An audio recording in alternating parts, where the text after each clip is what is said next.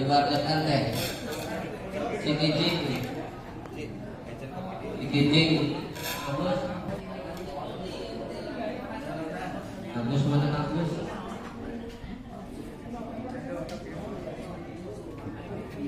Jengir kijing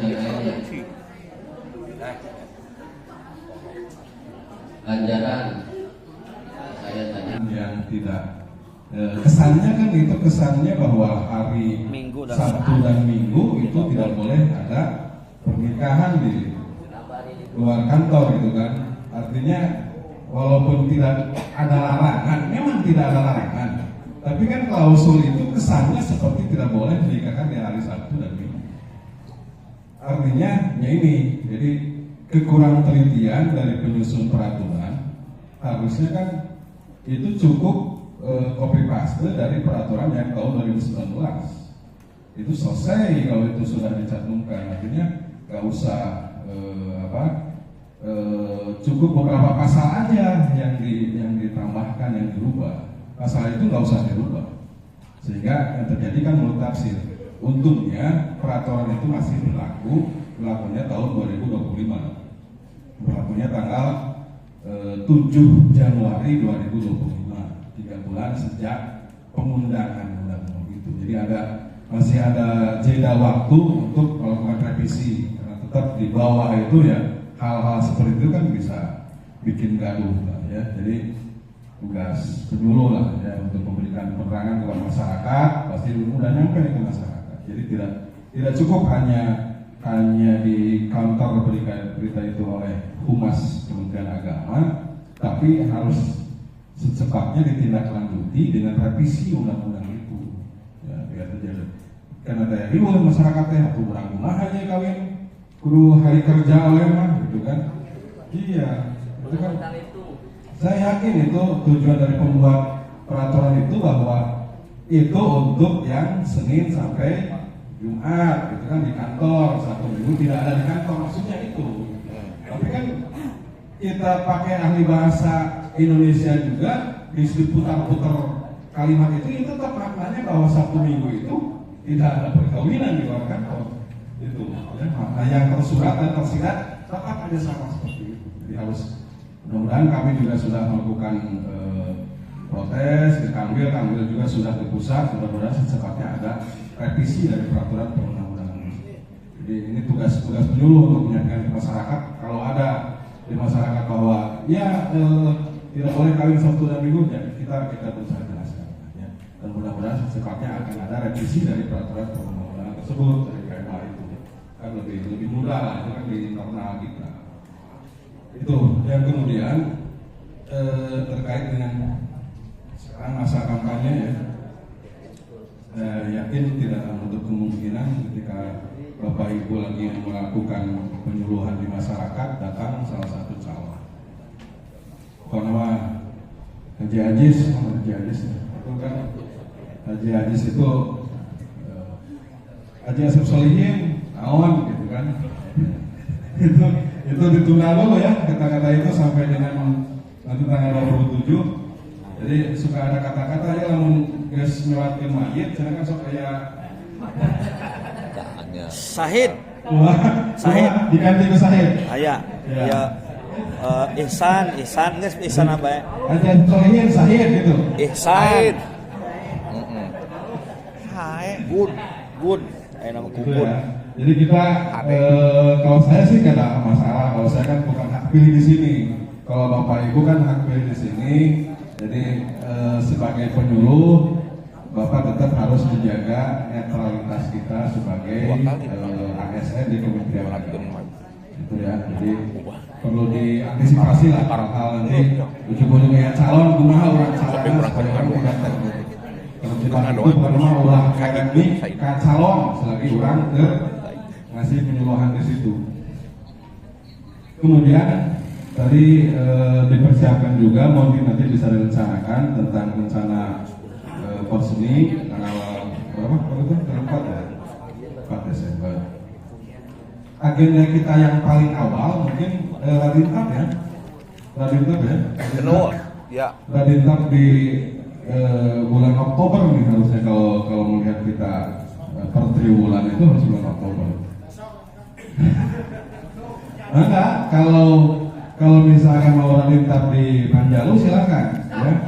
Siap, saya pikir kemarin sudah ada yang bertamu ke rumah, saya pikir untuk 200 orang cukup lah ya.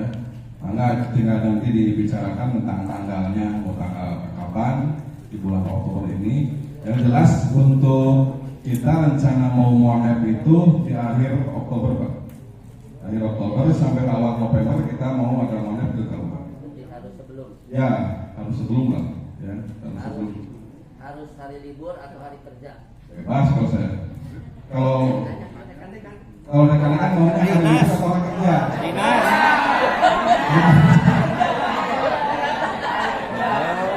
Udah. Kalau libur macam keluar kata orang.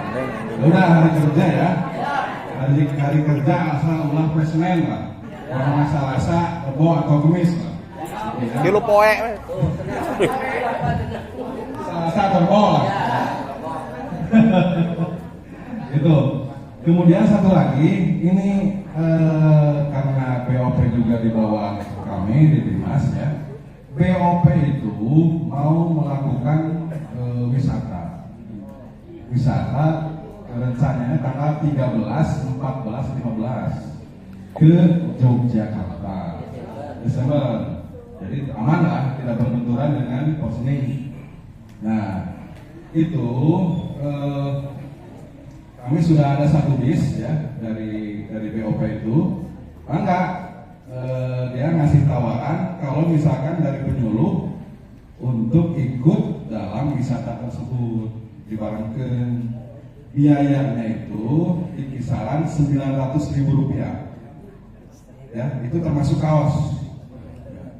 Itu ada beberapa tempat wisata yang akan dikunjungi, maka itu nanti berbasis kecamatan lah ya. Jadi nanti satu kecamatan di list aja, misalkan dari Bantarujak gabungan antara penyuluh P3K sama PNS berapa orang, silakan nanti di list semuanya, nanti diakumulasi semuanya dari setiap kecamatan. Nanti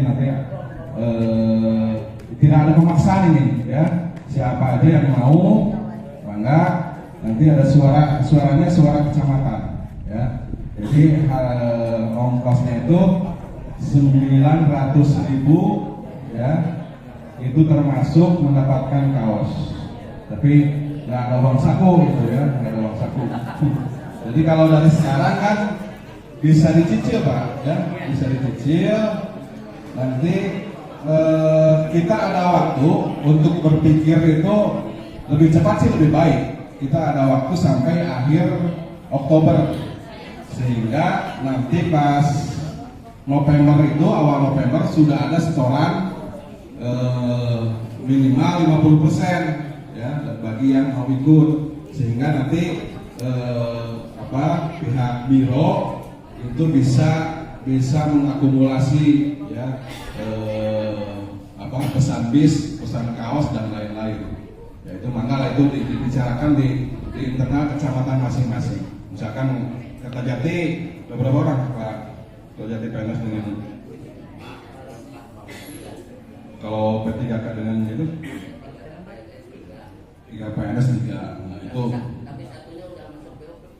Oh ya udah, berarti yang BOP nggak usah, jangan itu dihitung itu udah pasti BOP itu udah pasti berangkat.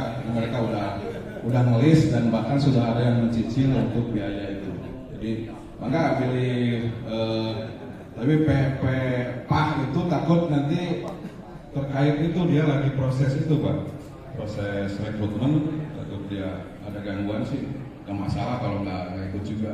Jadi jangan sampai nanti pas kuburan dari bawah-bawah mana ada lagi proses itu nanti terganggu, ya ada kurang lah gitu ya. Jadi itu, dan alhamdulillah kemarin PAH itu sudah melakukan semacam bimtek simulasi, ya mudah-mudahan lah semuanya bisa diangkat menjadi P3K. Ya, dimanapun itu, apakah nanti diarahkan ke pelaksana, apakah nanti mereka ke penggulu. Kalau saya sih mengarahkan mereka untuk menjadi penggulu Pak. Karena terus terang formasinya penghulu itu banyak, di kita tidak ada honorer penghulu kan? Dari mana lagi kalau bukan dari penghulu gitu, ya. Dan kalau penghulu itu kalau buat P3K kan tetap ada PNBP, ada Jaspro sama honor, ya. Nah, siapa? Ya itu. Siap, ada impasing nggak Pak? Pasti prosesnya lama. Aduh, Keburu kontraknya pihak. ampun. Itu ya, jadi saya kemarin mengarahkan ke para penghulu untuk bisa ikut di penghulu gitu kan. Karena kita terus terang kekurangan tahun ini, bulan ini kita ada penghulu di kalau itu 51 orang. Bulan Desember ada yang pensiun 1 orang, tahun depan itu ada yang pensiun 4 orang. Jadi cuma 45 orang. Bisa. Jadi untuk sekarang ini kan tidak ada istilah linier ya untuk kualifikasi pendidikannya. Beda dengan tahun kemarin. Tahun kemarin kan SPDI mah tuh bisa karena penyuluh, ya kan? Sekarang enggak, sekarang semua bisa. Wah. Ya, sekarang bisa masuk di situ. STGS. Nah, sekarang bisa masuk di situ. Iya, semua bisa masuk. teknik. Semua bisa masuk. Ya. Jadi yang penting keagamaannya Pak. Enggak. Jadi Penting mah sekarang gaduh SK. gaduh SK, ngiring rekrutmen, ujian, lulus sudah Pak. Aduh. Dan yang pendidikannya di bukan S1 itu akan diarahkan ke pelaksana. Bisa. Atau mungkin nanti ke P3K part time gitu ya, paruh waktu. Itu informasi yang kami dapat. Dan sekarang para Pak itu sedang ikut proses seleksi